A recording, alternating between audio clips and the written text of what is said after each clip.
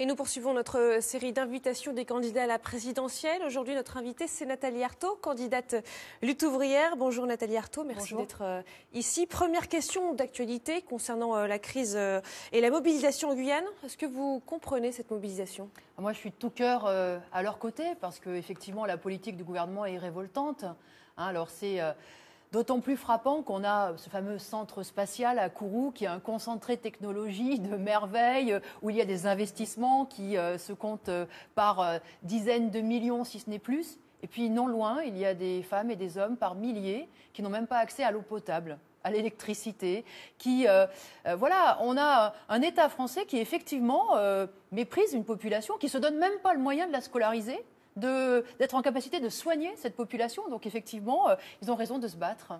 Alors on va jeter un œil sur vos positions, parfois radicales. Interdiction du licenciement, contrôle financier des entreprises, pas de pension ni de salaire en dessous de 1 800 € net par mois. Alors, cas concret, que j'ai d'ailleurs relevé sur votre site, Whirlpool, groupe américain qui veut délocaliser son usine Amiens Nord en Pologne. Dans ce cas-là, comment faites-vous pour les en empêcher? Une interdiction. Voilà, tout simplement parce que c'est un grand groupe qui réalise des milliards de profits. Alors, ce sont des Américains, oui.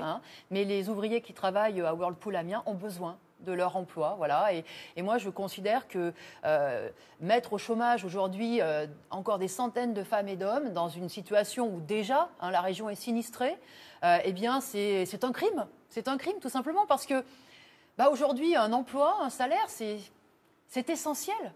Et pour chacun, pour vivre. Donc, il faut prendre sur les profits, il faut les obliger. Bon, qu'est-ce que ça leur coûterait? Mais rien, c'est une goutte d'eau dans leur océan de profit. Comment vous faites pour les obliger? Eh bien, c'est la contrainte. C'est la contrainte. Et s'ils ne veulent pas collaborer, ils nous expliquent tout le temps, ces grands groupes capitalistes, que leur intérêt correspond à l'intérêt de l'ensemble de la population.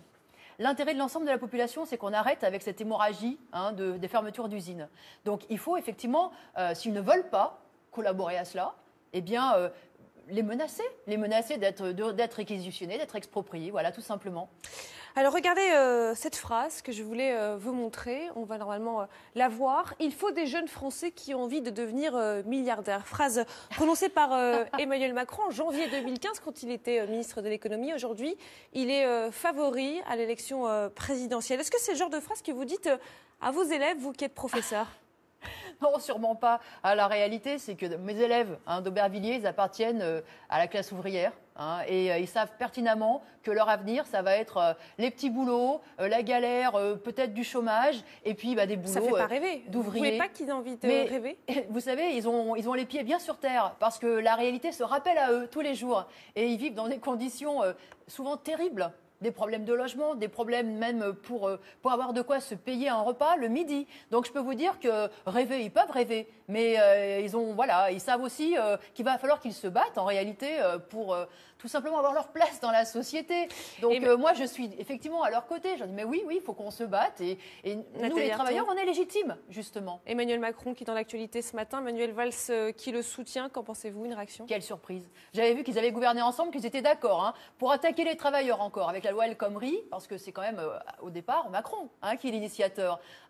J'ai compris qu'effectivement, ils étaient tous les deux favorables à une politique anti-ouvrière. Donc je ne suis absolument pas étonnée. Moi, dans cette campagne, je dis aux travailleurs, oui, il va falloir se battre contre ces grands groupes capitalistes et tous ces gouvernements qui se succèdent et qui nous enfoncent. Merci beaucoup Nathalie Arthaud, candidate Lutte ouvrière à la présidentielle, d'avoir été avec nous.